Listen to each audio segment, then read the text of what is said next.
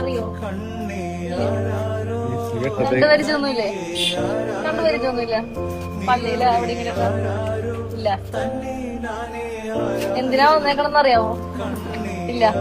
ഇന്നെന്തെങ്കിലും പ്രത്യേക ദിവസമാണോ? ബർത്ത്ഡേ ആണോ? ബർത്ത്ഡേ ആയിട്ട് ഒരാള് പറഞ്ഞു വിട്ടേക്കണേ. Happy birthday to you. ആരായിരിക്കും പറഞ്ഞു വിട്ടേക്കണ?